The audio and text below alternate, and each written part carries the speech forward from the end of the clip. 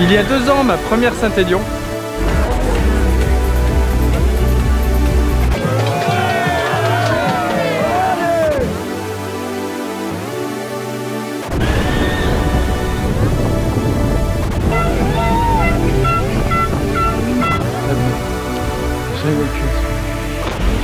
L'an dernier, la Lyon-Saint-Élion.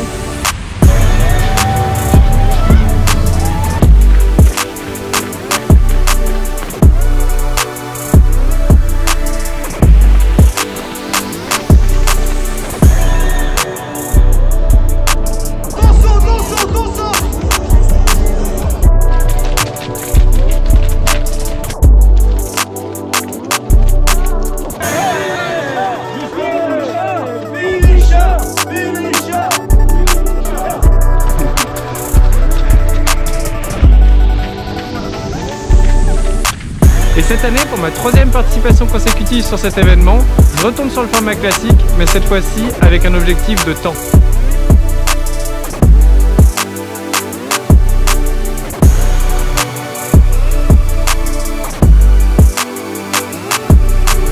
Un retour donc sur le format classique, sur le format historique de cette doyenne. Alors aujourd'hui, je ne vais pas vous présenter la course dans le détail, je l'ai déjà fait de manière beaucoup plus complète dans mes précédentes vidéos.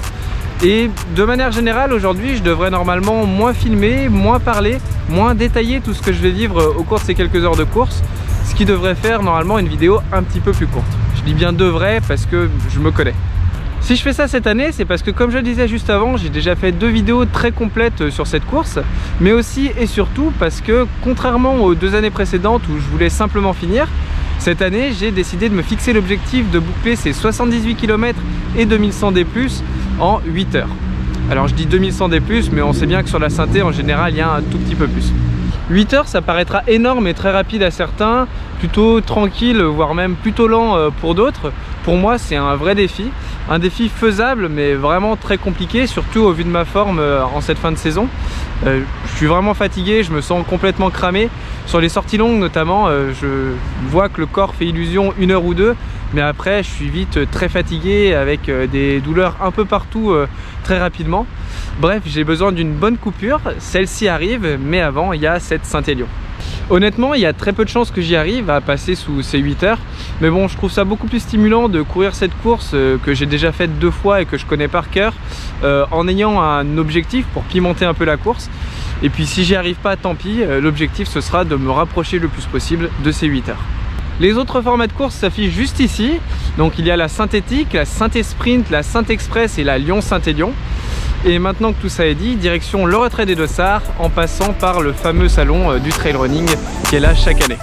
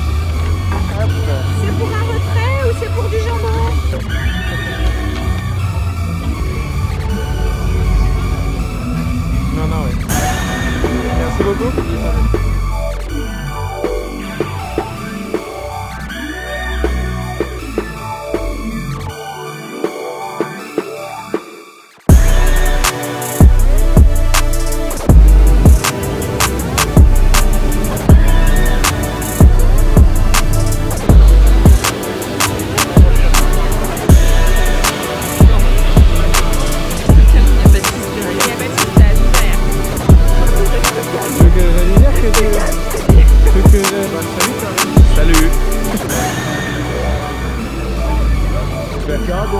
Merci beaucoup. Bonne journée, au revoir.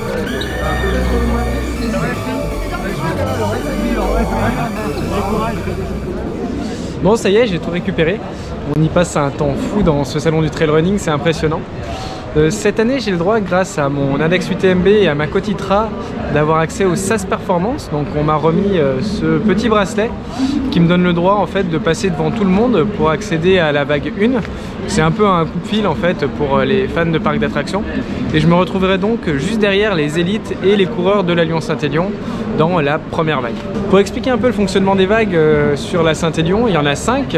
La première est réservée, donc, comme je le disais, aux élites Lyon-Saint-Élion et coureurs relais plus le SAS Performance. Et sans ça, j'aurais été obligé de faire la queue pour essayer de partir dans les premiers de la seconde vague. Et si mes souvenirs sont bons, c'est 1 heure à 1 heure et demie de queue, debout, serrés les uns contre les autres. Enfin bref, c'est vraiment un énorme avantage de pouvoir aller dans ce SAS Performance. Et si vous vous demandez pourquoi c'est si important pour moi de partir plutôt devant, 3 raisons à cela. La première, c'est qu'il y aura beaucoup moins de coureurs qui seront passés sur le terrain, donc il sera beaucoup moins défoncé. La deuxième, c'est que j'aurai peu, voire pas de coureurs à doubler, hormis ceux de la Lyon-Saint-Élion. Et la troisième, c'est que s'il y a de la neige, du verglas, on va avoir des températures très froides, donc c'est possible. S'il y a du verglas, plus je passe tôt, moins il y a de risque d'y en avoir.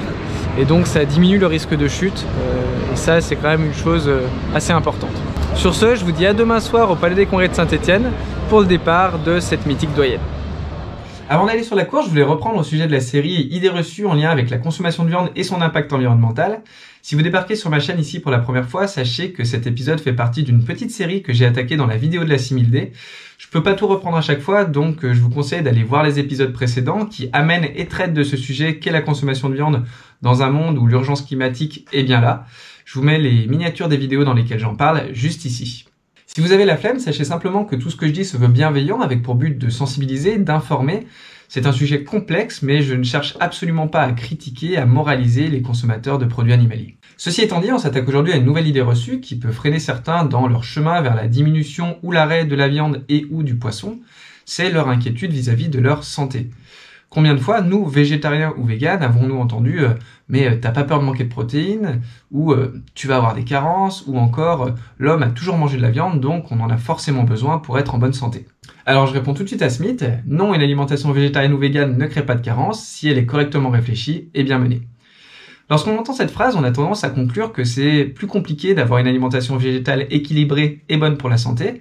Alors certes, ça nécessite un petit temps d'adaptation pour comprendre 2-3 trucs, mais pas plus que chez quelqu'un qui veut faire attention à son alimentation en mangeant de tout. Par contre, c'est sûr que c'est un petit peu plus complexe que d'aller dans un supermarché, de prendre que des trucs au hasard dans les rayons, de tout faire chauffer dans une poêle pêle-mêle sans réflexion derrière. Mais bon, dans ce cas de figure précis, les carences, elles seront tout autant présentes, d'autant plus avec des produits industriels, que chez un végé vegan qui s'en balèque et ne jure que par le concombre.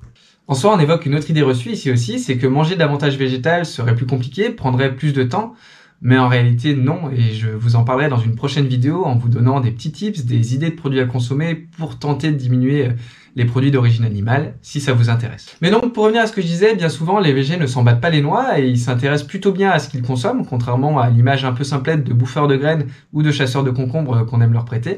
Et ils savent donc à peu près dans quels nutriments trouver ce dont ils ont besoin, glucides, protéines, lipides, etc.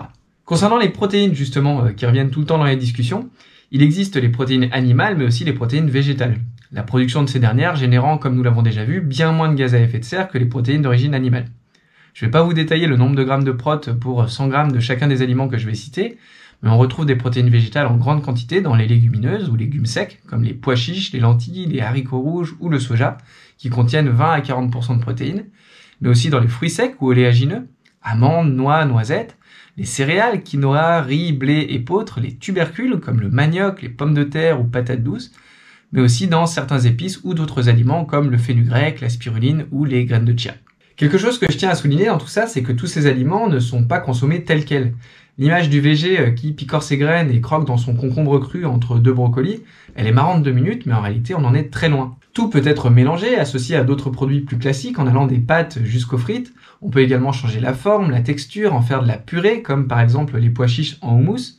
On peut rajouter de la sauce tomate, moutarde, vinaigrette, enfin bref, je m'arrête ici parce que sinon je vais devenir le cuisinier engagé, mais vous m'avez compris, beaucoup de diversité est possible. La seule chose qui change, c'est l'absence de viande et de poisson. Pour les véganes, on enlève également les œufs et les produits laitiers, mais tout ce que je viens de dire reste valable. Et si comme moi, soit vous n'avez pas trop le temps de cuisiner, soit vous êtes un gros flemmard, vous pouvez trouver ces aliments riches en protéines dans des magasins spécialisés sous forme de pavés, d'émincés, qui n'attendent que d'être cuits ou réchauffés. Certes, c'est un petit peu plus industriel, mais c'est super pratique et ça prend pas plus de temps qu'un steak haché. Je vous montrerai des exemples de ce que moi je mange et d'où je les trouve dans la vidéo dédiée dont je vous parlais tout à l'heure. Bon, revenons à nos moutons. Là, on a parlé de protéines, c'est ce dont on entend le plus parler, mais ce n'est pas la seule chose à surveiller pour avoir une alimentation saine et équilibrée. Une alimentation végétale vis-à-vis d'une alimentation animale favorisera l'apport de nombreuses vitamines et oligo-éléments, comme le calcium, le magnésium, le potassium, le phosphore ou la vitamine B9. En revanche, il est vrai qu'une alimentation exclusivement végétale nécessite de surveiller son apport en vitamine B12, zinc et sélénium.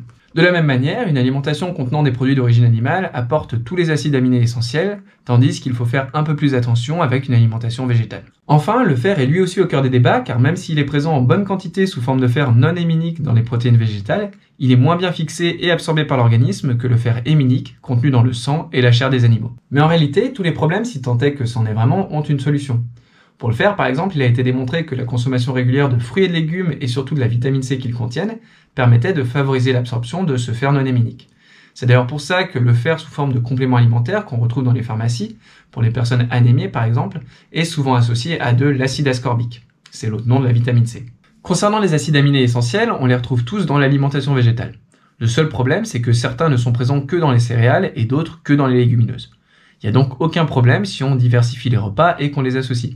Et pour plus de précision, il a même été montré que pour les adultes consommant des protéines végétales en quantité suffisante, il n'y avait pas de risque d'insuffisance en acides aminés essentiels. Pour le zinc et le sélénium, même réponse. Si on diversifie suffisamment son alimentation végétale, pas de problème. On les retrouve en quantité suffisante dans les légumineuses et oléagineux. On termine par la vitamine B12. Alors elle, on pourrait en parler pendant des heures, il y a beaucoup à dire, donc là encore, j'en ferai peut-être une vidéo dédiée. Pour résumer, selon l'état actuel de la science, elle fait figure d'exception, car c'est la seule que l'on ne trouve que dans les produits d'origine animale. On peut parfois entendre parler d'autres sources de B12, notamment végétales, mais il semblerait que ce soit pas sous forme assimilable. Un végétarien aura une source de B12 normalement suffisante via le fromage et les œufs, mais un vegan devra obligatoirement se complémenter. Et sur ce point, il n'y a pas à discuter. La complémentation, c'est un mot qui fait un peu peur, on a l'impression que c'est pas naturel, mais sachez que tous autant que nous sommes, quel que soit notre régime alimentaire, on est tous déjà complémentés à notre insu de plein de vitamines et d'oligo-éléments, notamment de par les produits industriels que l'on achète tous, et c'est pas une mauvaise chose, c'est pour nous éviter des carences. Pour l'exemple particulier de la vitamine B12, beaucoup d'animaux sont aujourd'hui complémentés en B12, en particulier dans les élevages intensifs d'où provient la viande que la majorité des gens consomment. Donc après, se complémenter directement ou être complémenté via un intermédiaire qui est l'animal que l'on consomme, il n'y a pas vraiment de différence. D'autant plus que la source de production de cette vitamine est toujours la même, via des cultures de bactéries. Dans tous les cas, végétarien, vegan ou alimentation classique, si je peux dire ça comme ça, le mieux c'est de faire un bilan sanguin tous les 2-3 ans pour vérifier que tout va bien.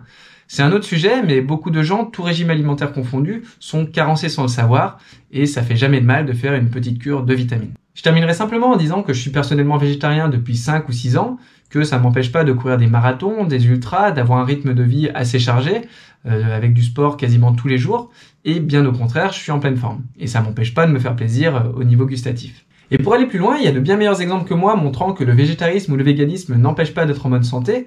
Parmi les exemples les plus connus, on retrouve Novak Djokovic, Serena Williams, Lewis Hamilton, ou encore le sprinter et sauteur champion olympique Carl Lewis, qui sont tous véganes avec des résultats exceptionnels dans leurs sports respectifs. On continuera la prochaine fois, donc en 2024, avec une nouvelle idée reçue. Toutes les sources utilisées sont en description. Pour l'heure, il est temps d'aller saluer le froid de la Saint-Élion en espérant pouvoir aller au bout pour mériter une bonne carotte crue à l'arrivée.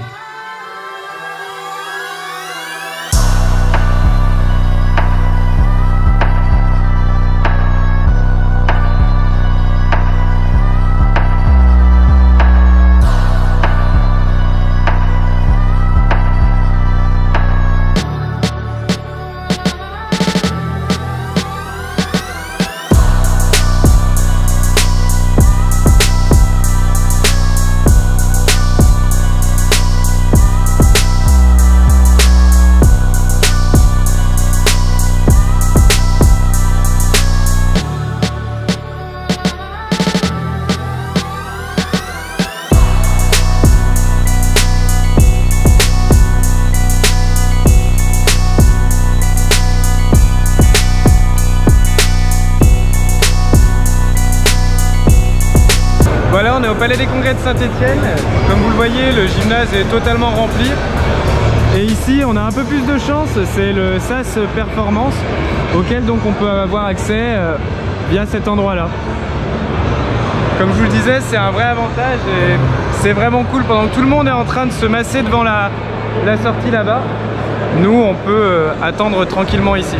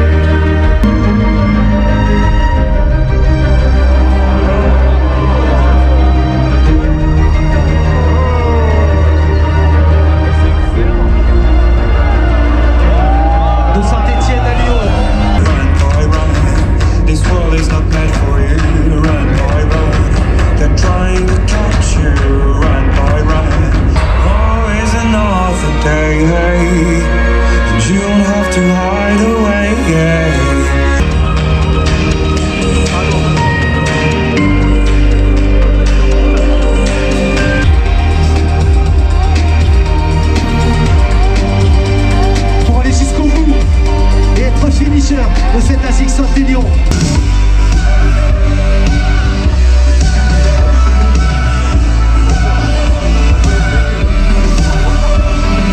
Voilà ce balai des frontales, c'est le moment maintenant d'allumer vos frontales. On est à seulement 2 minutes avant départ, 2 minutes avant départ. C'est le moment de sautiller pour que les lumières volent dans la nuit. Allez, on sautille, on sautille, on sautille. Voilà, c'est comme ça qu'on vous aime. Sautillez, sautillez. C'est top. Mais n'oubliez pas, je vous le dis toujours avant le départ, vous n'êtes pas là par hasard.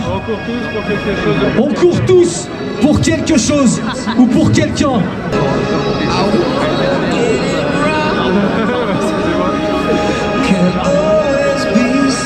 Attention tous avec moi. 10, 9, 8, 7, 6, 5, 4, 3, 2, 1, maintenant!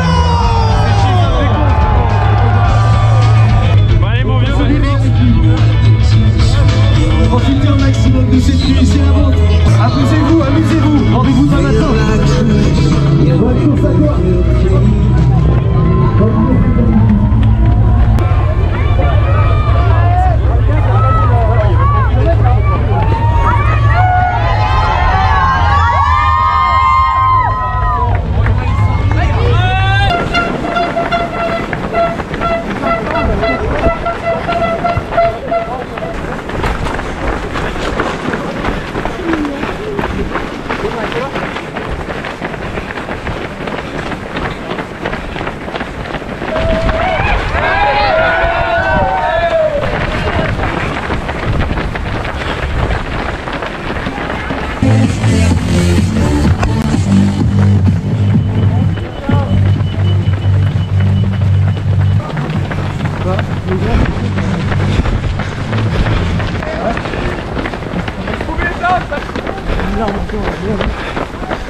Il faut engager. Hein. Merci.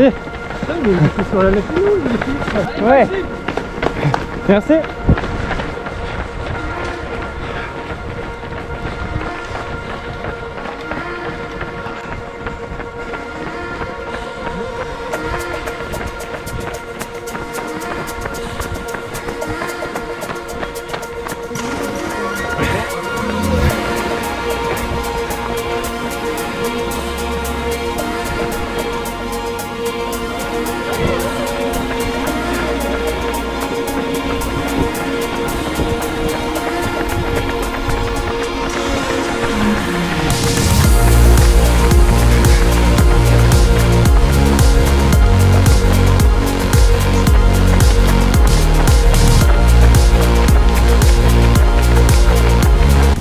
Allez, kilomètre 7-7. Là on passe à Sorbier. Donc Pour l'instant on a fait 150 des plus en faux plat montant. Le début est tranquille, le piège c'est de pas partir trop vite. Pour l'instant ça va, il fait pas froid, pas de verglas. Mais on va pas tarder, kilomètre 9-10, à attaquer la première montée. Allez, allez, bravo!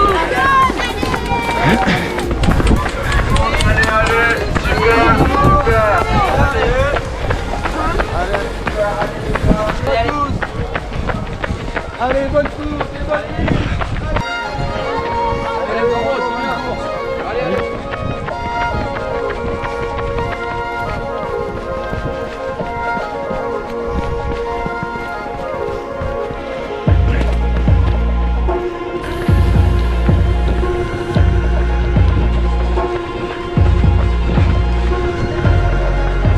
On arrive sur la première vraie montée qui sera la plus longue de la course. 300-400 des plus sur 3 ou 4 km.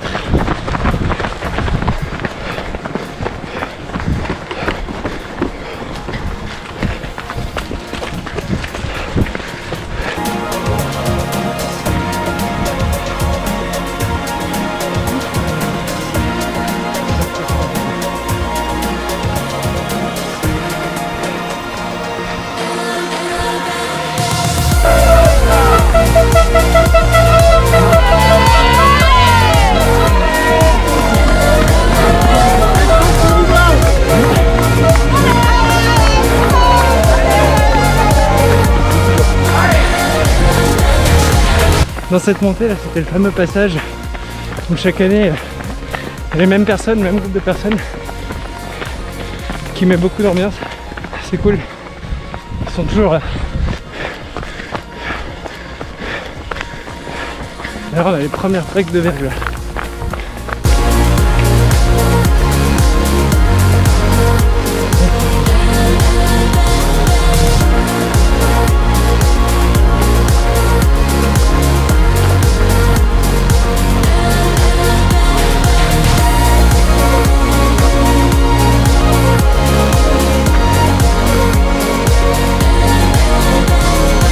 En 13 km 3, on n'a même pas fait 500 des plus.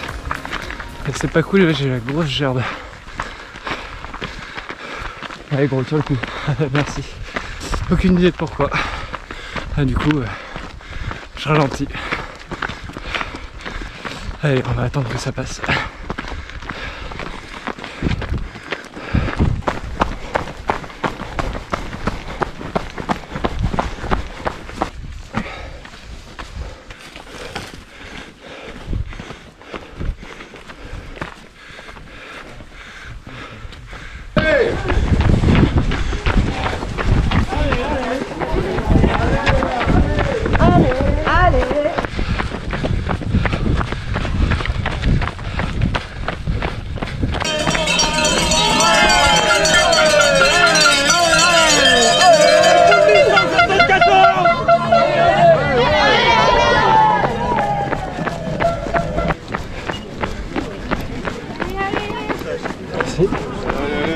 Allez Max, allez, allez, allez. Merci.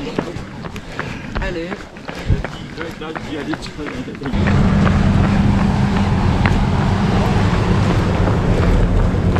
Allez, premier ravito, 5 stop.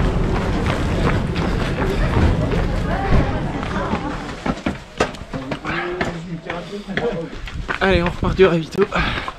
Je me suis arrêté 3 minutes. Toujours cette gerbe, mais bon. Je vous ai pas dit, j'ai vomi du coup. Bon, je vous expliquerai plus tard.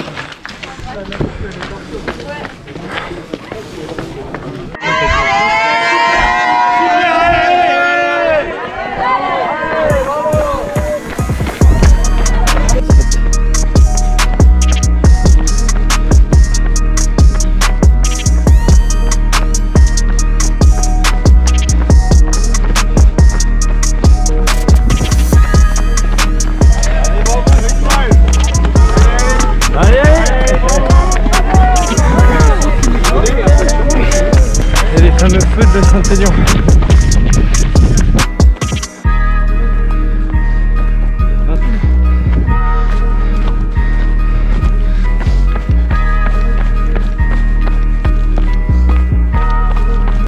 c'est une patinoire par contre.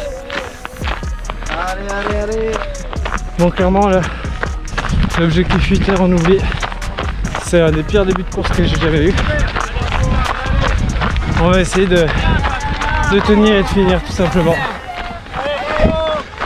Allez, bravo. Allez, c'est super. C'est bien. Allez. Ouais, donc je vous disais tout à l'heure, j'ai vomi vers le kilomètre, je sais plus, 13-14. Et là, je viens de me péter la gueule sur du verglas. Ouais, il n'y a rien qui se passe correctement.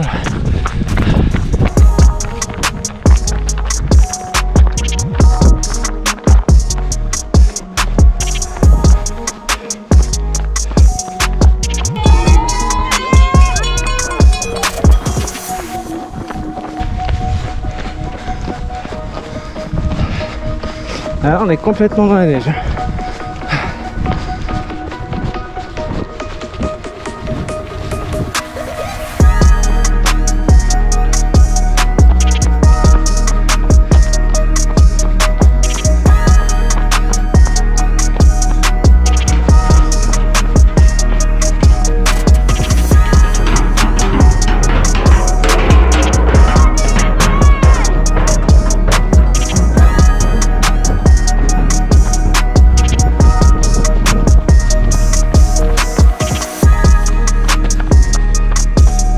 Kilomètre 29,2, on s'approche doucement de Sainte-Catherine. Comme je disais, j'ai totalement abandonné les objectifs de temps là. Ça va mieux au niveau nausées et vomissements. Par contre, j'ai les ischios qui se sont réveillés. J'ai mal depuis quelques semaines. Je m'attendais à avoir mal, mais là j'ai quand même assez mal très tôt. Vraiment compliqué ce début de course. Et puis je suis vraiment une sous-merde dans les descentes avec le verglas. Mais non, un peu sous-estime. Hein? Non, un peu sous-estime. Ah, si si. Allez, je vais à 2 à l'heure. Je me fais doubler par plein de monde. J'ai aucune confiance en fait. Surtout depuis que je me suis cassé la gueule.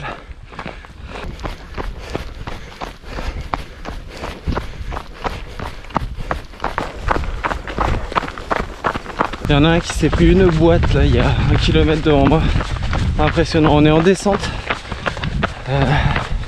assez roulante, donc on peut aller assez vite, mais ça glisse énormément. Regardez la vitesse à laquelle je suis. Et il est tombé mais super vite. C'est un sacré vol plané. Il a glissé sur 3 mètres après. Ouais, franchement, je préfère ralentir et perdre du temps. On arrive à Sainte-Catherine. Ici, il y a le fameux dicton Sainte-Catherine, ça passe ou ça couine. Aujourd'hui, ça va passer, mais je suis pas tiré d'affaire pour autant. Les adducteurs me font vraiment mal et j'ai le pyramidal qui se réveille aussi.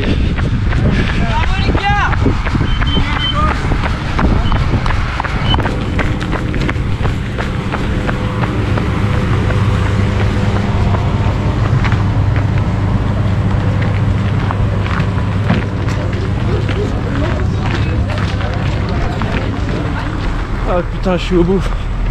En repartant du ravito là. Ah, je crois que j'ai un ischio qui vient de plaquer. Ah putain. Ah, fait chier, putain. Putain, j'arrive quasiment plus à courir là. Ah. Alors que j'ai regardé le temps, en fait, je suis toujours dans mes temps pour les 8 heures. Ça fait chier. Ah. Non mais je peux plus courir là. Putain, je sais pas quoi faire, je crois que je vais être obligé de m'arrêter.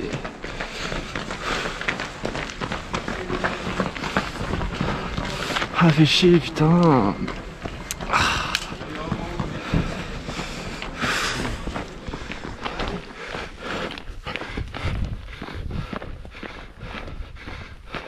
Bon, finalement, marchant, courant progressivement, J'ai réussi à repartir. J'ai vraiment très mal. Là, je vous l'avais dit, hein, je suis complètement cramé.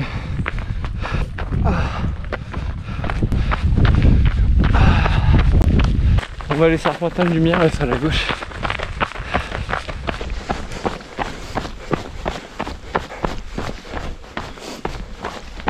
Là, on est dans une descente, dans un passage qui glisse énormément. On est tous obligés de marcher. Il y a tout le monde qui se pète la gueule. Genre des sacrées chutes encore une fois. Ah bordel, kilomètre 39, je viens de faire 1 kilomètre en descente, plus de 12 minutes. Tellement ça glissait. Je vous jure, le nombre de chutes, c'était hallucinant. Là, on va remonter au Signal et après la montée, il va falloir redescendre. C'est une longue descente. Si c'est comme ça va être infernal. Allez, bravo, courage. Attention, ça glisse à la corde. Alors, franchement, les 8 heures, là, je savais que c'était plus possible, mais avec ce verglas, ça s'éloigne de plus en plus, quoi. Même pas sûr de faire 8h30, quoi. Bon, je me suis rarement autant plaint que dans cette vidéo. Donc pour la fin, je vais essayer d'être un peu plus positif. Faut que j'aille au bout.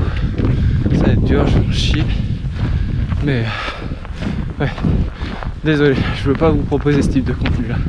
Allez, on approche du Signal. Quelque chose que j'ai pas précisé aussi, c'est que à cause des problèmes gastriques là, je m'alimente pas en fait. Je bois juste un peu de coca pour avoir des glucides, mais rien de plus. J'ai essayé de remanger un truc tout de suite, là j'ai mal au ventre, donc bah voilà quoi, coca jusqu'à l'arrivée. De toute façon, vu mon rythme, je dépense pas énormément d'énergie là. Au final, hormis les douleurs, maux de ventre, etc., le reste ça va quoi. Parce que je vais moins vite que prévu.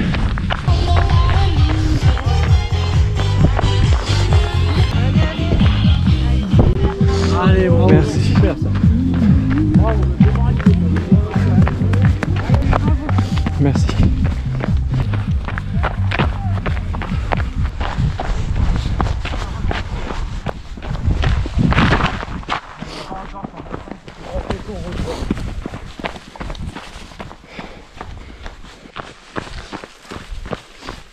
L'ascension finale au Signal, qui est le deuxième sommet le plus haut des monts du Lyonnais. Et après, ça sera globalement descendant. Ce qui aujourd'hui n'est pas une super chose, hein, comme j'ai déjà dit. Mais j'ai dit que je ne me plaignais plus. Allez, on est au sommet du Signal de Saint-André. Point culminant de la course. On était passé il y a 2 ans, mais pas l'an dernier. L'an dernier, ils avaient choisi le bois d'Arfeuil à la place. La fameuse montée très raide de 100 D+ en 800 mètres. Et ils ne l'ont pas mis cette année. Bon, je range la GoPro parce que la descente va être dangereuse. Ça, je sais pas si vous voyez. Tous les coureurs qui... Oh là là. Qui galèrent. Putain, ce passage entre le Signal et... Enfin, entre Sainte-Catherine et Chaussan, j'ai jamais mis autant de temps. J'avais prévu 1h20, quelque chose comme ça, je crois. Et là, j'en suis déjà... Ouais, 1h40. Certes à cause des douleurs, mais aussi en grande partie à cause du verglas. Et j'ai... Enfin... Les douleurs, c'est n'importe quoi, en vrai. Les ischios, le pyramidal, le piriforme. Et là, j'ai le releveur qui commence à me faire mal, comme à la Lyon-Saint-Élion l'année dernière. C'est peut-être le froid qui déclenche ça en fait chez moi, je sais pas. En tout cas, si je recommence à avoir des douleurs comme l'an dernier, là j'arrête. J'ai dit plus jamais ça, c'est juste pas possible.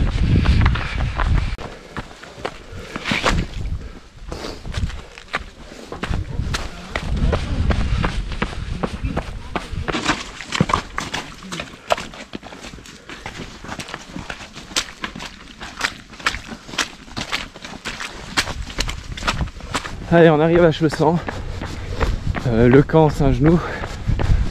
J'avais prévu de pas m'arrêter normalement ici, mais Je vais prendre un verre de coca parce que je sens que j'ai le ventre vide. J'ai vraiment rien bouffé quoi. Merci. On a une grosse remontée là. Pas très longue mais bien raide. Je vous l'avais pas dit mais j'ai fait 2 recos de la synthé cette année avant de la courir. Une Sainte-Catherine-Lyon et une Saint-Étienne-Sainte-Catherine. Donc je connais très bien le parcours. En vrai c'est un avantage mais aujourd'hui ça l'est plus en fait. Ah, ça va quand même un peu mieux que la pluie de la glace.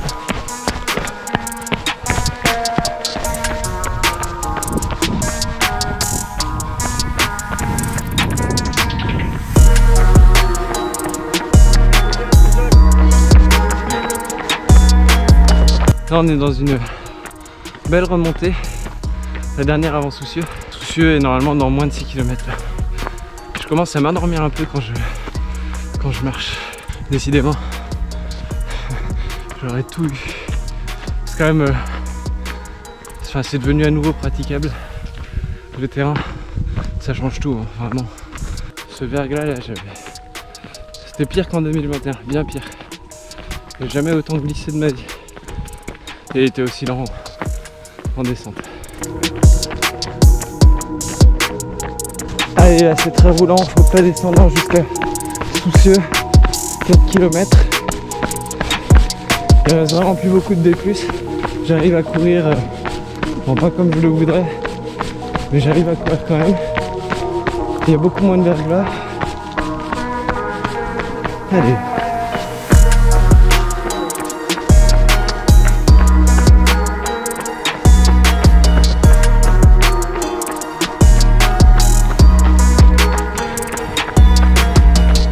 Allez, on arrive à Soucieux, avant-dernier ravito.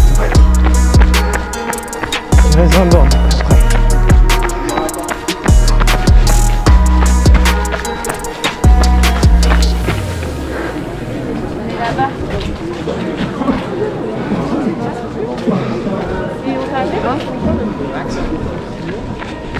Allez, je suis reparti de Soucieux.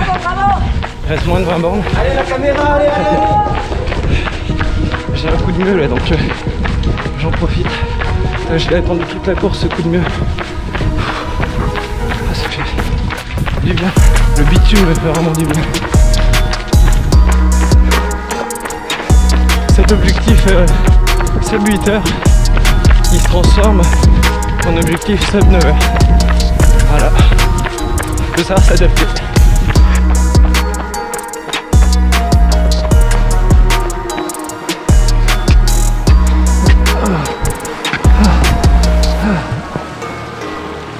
Allez, petit pont, une grosse remontée derrière, grosse, pas très longue mais bien raide.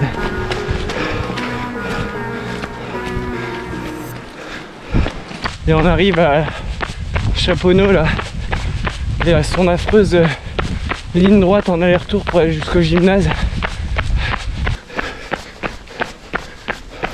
On devrait y être dans un peu plus d'1 kilomètre.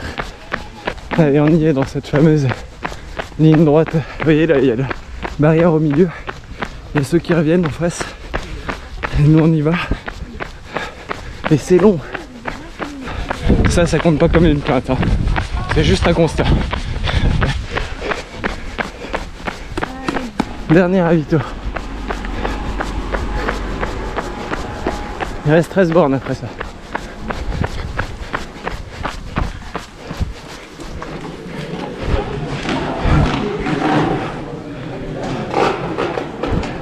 Allez, cette ligne droite dans l'autre sens. 65 km. On a les premières lueurs aussi en même temps. Ça va bientôt faire jour. Je voulais arriver avant le lever du soleil à la base. Ça aussi c'est raté.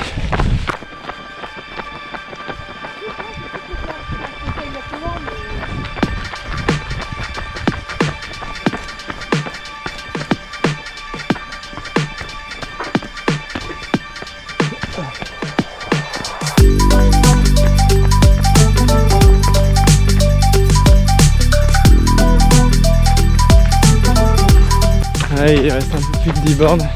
Bon, j'ai abandonné le sub 9h aussi. Je pourrais pas. Ouais, je pourrais pas le faire. Il faudrait que je sois à moins de 6 au kilo et j'arrive plus. Sachant qu'il y a la montée de l'Aqueduc et la montée d'après là. Je baisse les bras. On va finir tranquillement. Parce que 1 heure c'est encore long quand même.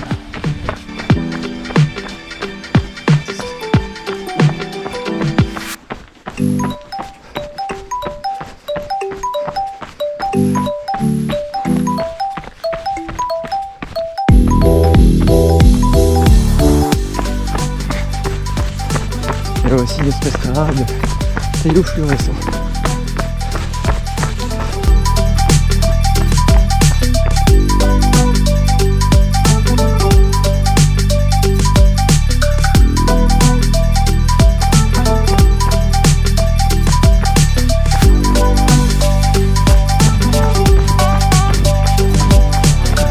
Allez, on est dans la descente juste avant le mur de Bonan, la fameuse montée de l'Aqueduc dont tout le monde parle parce qu'elle me traumatise chaque année.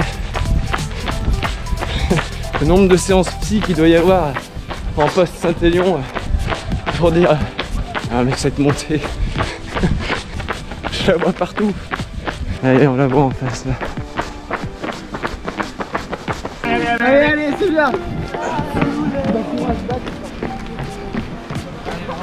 Et voilà ces petits aqueducs qu'on va voir dans nos cauchemars pendant 10 jours. C'est pas ces aqueducs d'ailleurs, c'est 7 aqueducs.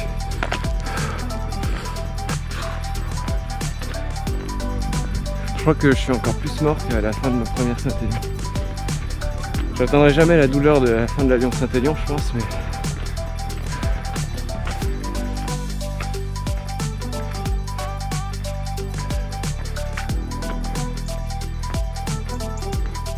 il y a un passage très technique.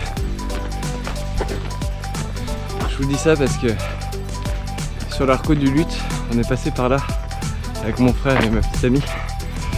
Et ma petite amie s'est fait une cheville sur du bitume, ici. Enfin, c'est pas drôle, hein, mais ça s'est bien terminé donc ça va.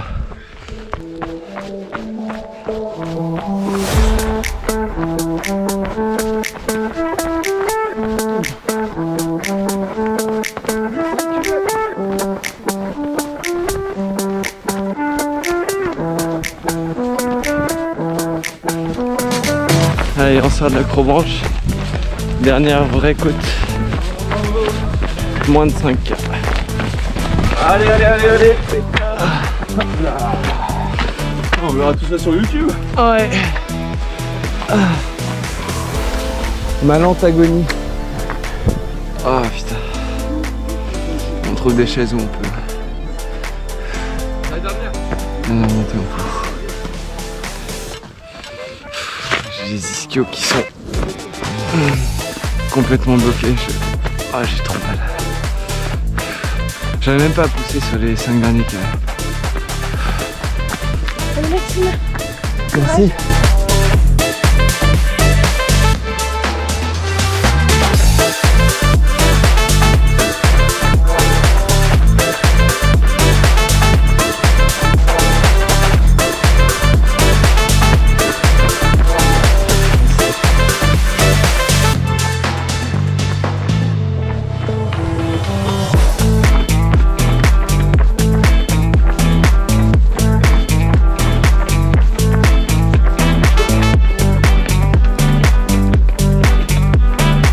Ah, des descentes pentues comme ça.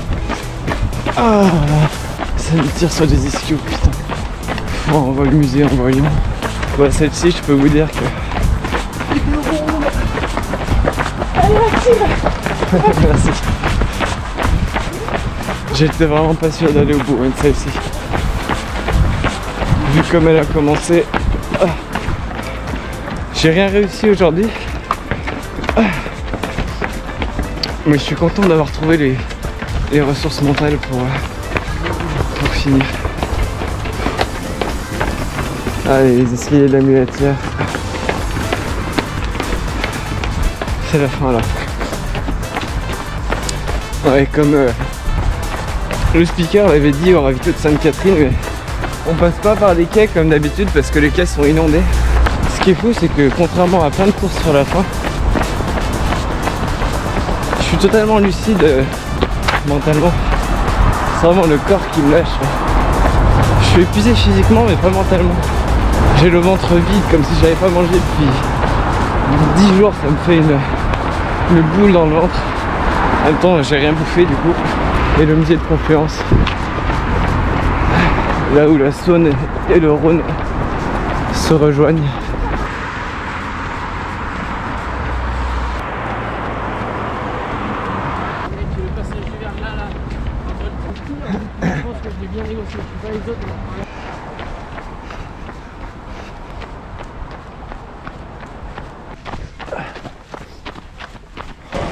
On l'a fait.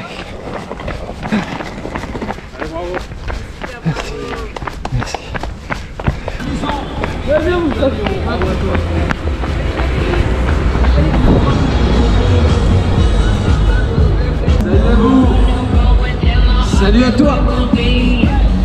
Bienvenue à la maison. Finisher. Et le maximum respect pour les finishers de la Lyon Saint-Élion. Bravo papa.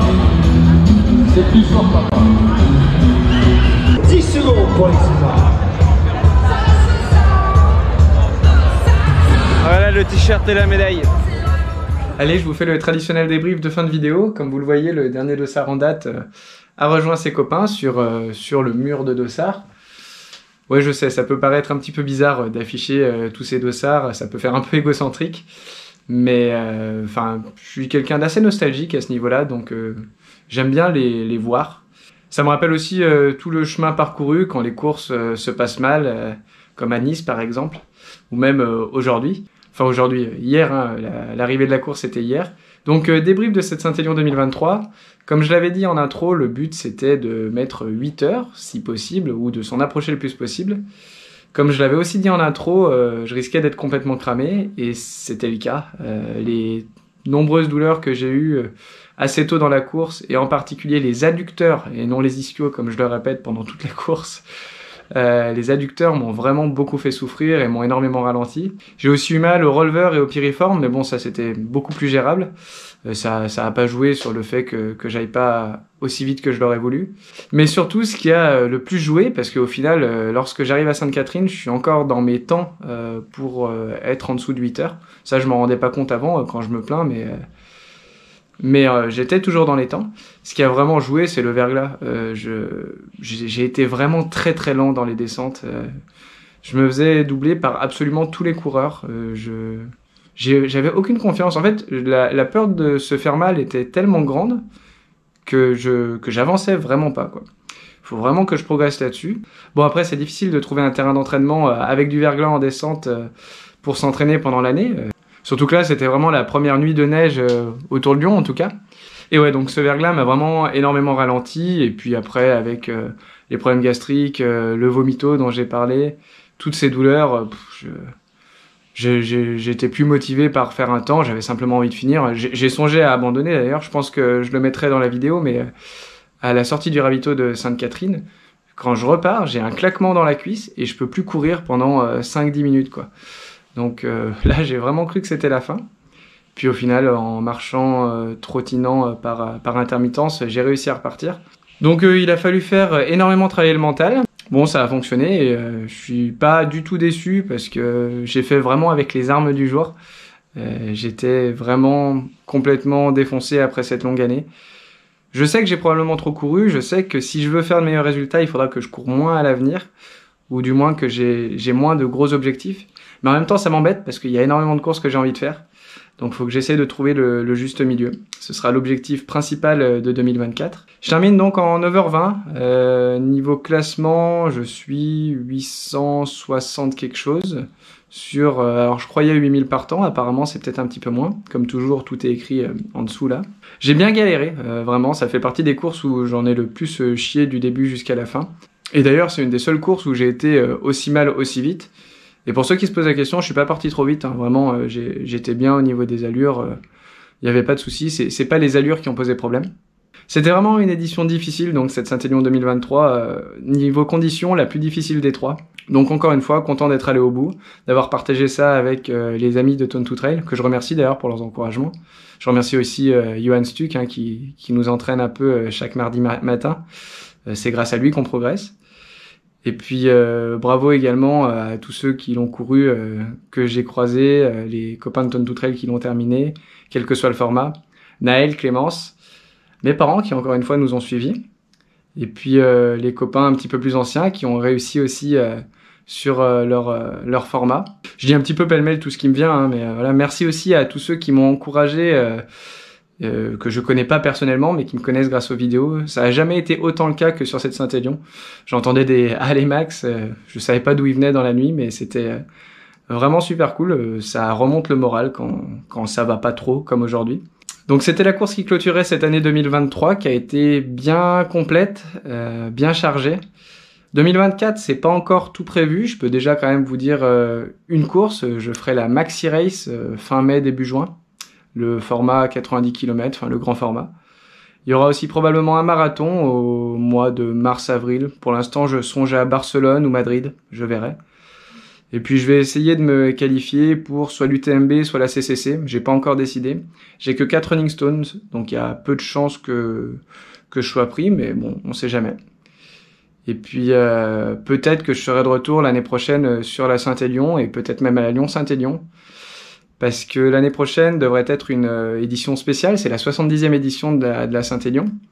Et d'après ce que j'ai entendu, ils voudraient faire un parcours spécial avec tous les points mythiques de la Saint-Élion qui ont été parcourus au cours des années.